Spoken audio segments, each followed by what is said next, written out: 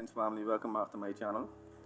In this particular video, I would like to discuss the recent statements which were made by Stephen A. Smith regarding the recent hiring of Steve Nash as the head coach of the Brooklyn Nets.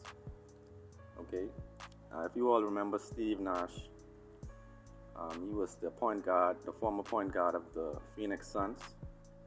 Alright, he was always good for 30 points a game with assists. You know, he was a good point guard. But recently, he was given the job as the head coach of the Brooklyn Nets. Okay? And you know our brother Stephen A. Smith, he calls it as he sees it. He doesn't pull punches. He was very honest when he said that it seems to him that this was evidence of white privilege. When you consider that he was given the job with no coaching experience, he was never an assistant coach. He just was given the job on the strength of him being a former player. Okay, Stephen A. Smith said that this was unheard of in his 40 years of broadcasting and covering sports.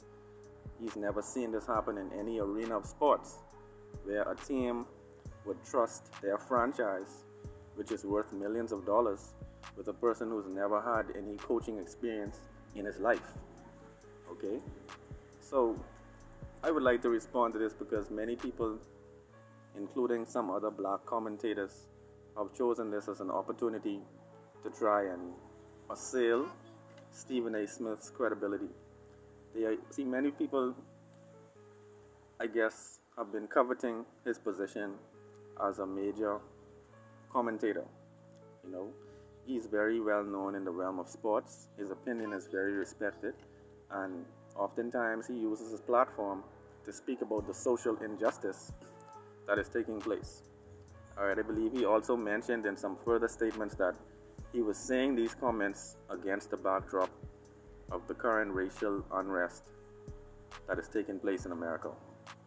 Okay, but what I would like to say, I think Stephen A. Smith is 100% correct. He is absolutely correct when he said that this was evidence of white privilege. Okay, when you look at the brother, I forgot his first name, but I think it's Kyle Rittenhouse.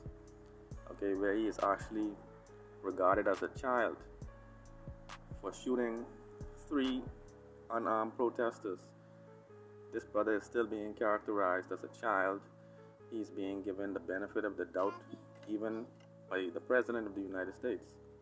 So when you consider it, a black child who was 17, who was found guilty of a crime, they tend to throw the full weight of the law at this individual.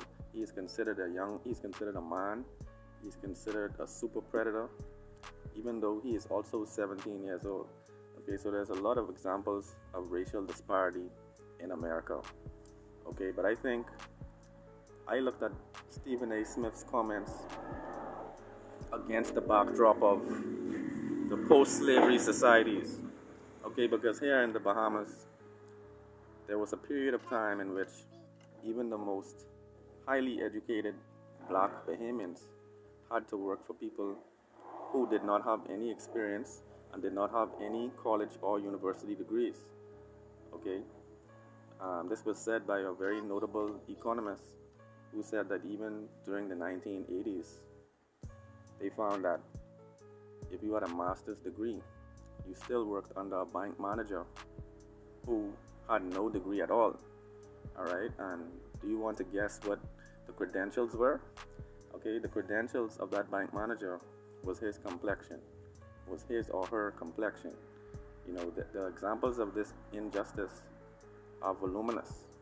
Okay, so I stand with Stephen A. Smith, and I think he is correct in his assertion that this was an example of systematic racism and white prejudice, white privilege. Sorry. But Steve Nash may or may not be a calculating and logical thinker. He may be a good person, but this is not about Steve Nash. This is about the entire system of oppression. Family, let me know your thoughts in the comments below about all of these dynamics. One love.